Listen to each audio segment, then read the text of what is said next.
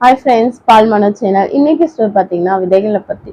ஏசப்பா ஒரு வாமை சொல்றாங்க. ஒரு மனுஷன் விதை விதைக்கிறாரு.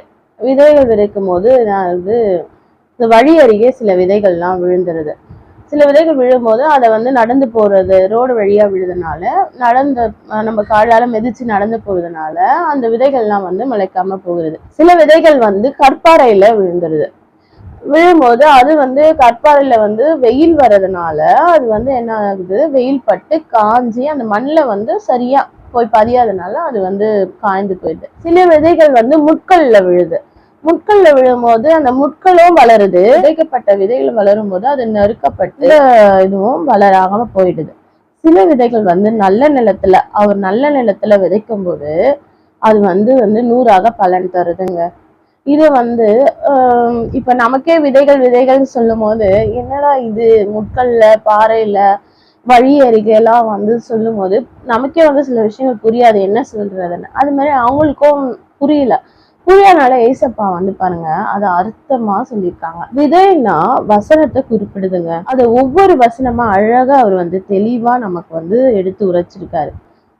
ஃபர்ஸ்ட் வழி அருகே விதைக்கப்படுகிறவன் வசனத்தை கேட்கப்படுகிறவரால் அவர்கள் விசுவாசித்து ரட்சிக்கப்படாதபடிக்கு பிசாசானவன் அவன் வசனத்தை அவர்கள் இருதயத்திலிருந்து எடுத்து போடுகிறான். 8:12 சொல்லியிருக்குங்க இந்த வசனம். நம்ம சர்ச்சுக்கு போறோம், அந்த மாதிரி வசனத்தை கேட்கிறோம். உடனே என்ன பண்ணுது, நம்ம இருதயத்துல இருந்து அந்த வசனத்தை விசுவாசம் இல்லாதனால அந்த வசனத்தை எடுத்து போடுதுங்க. அடுத்து பாத்தீங்கன்னா கற்பாறையில் விதைக்கப்பட்டது. கற்பாறையில விடப்படுகிறவர்கள் கேட்கும் போது சந்தோஷமா வசனத்தை கேட்கிறாங்க, ஏற்றுக்கொள்றாங்க. ஆனா தங்களுக்கு என்னன்னா வேறுண்டு கொள்ளாதபடி கொஞ்ச காலம் மாத்திரம் விசுவாசத்துல இருக்காங்க. சோதனை எதனாச்சும் பிரச்சனை அது மாதிரி என்ன பண்ணிடுறாங்க, பின்வாங்கி போயிடுறாங்க. 8:13 சொல்லியிருக்குங்க. அது மாதிரிதான் எதனா ஒரு கஷ்டம் வந்துச்சுன்னு வச்சுக்கோங்களேன், அவ்வளவு விசுவாசமே போயிடும். என்னடா ஏசப்பா செய்யல, நமக்கு இது செய்யல அது செய்யலன்னு சொல்லிட்டு என்ன பண்றாங்க, விலகி போயிடுறாங்க. பாத்தீங்கன்னா முள்ளுள்ள இடங்களில் விதைக்கப்படுகிற வசனத்தை கேட்கிறவர்கள் கேட்டவுடனே போய் என்ன பண்றாங்க, உங்களுடைய கவலைகளை நம்ம சொத்து வாங்கணும், பணம் வேணும், சுற்றுன்பங்கள், வெளியில போய் ஊர் சுத்துறது, அது மாதிரி என்ன பண்றாங்க, அவங்க நொறுக்கப்படுறாங்க. நொறுக்கப்படுறதுனால நம்மளுடைய விசுவாசம் அதுலயும் அதுல போயிடுதுங்க. இது லூக்கா 8:14 சொல்லியிருக்காங்க. நல்ல நிலத்தில் விதைக்கப்படுகள் என்ன பண்றாங்க, ஏசப்பட வசனத்தை கேட்கிறாங்க, உண்மையா நடந்துக்கிறாங்க, நன்மை செய்யறாங்க.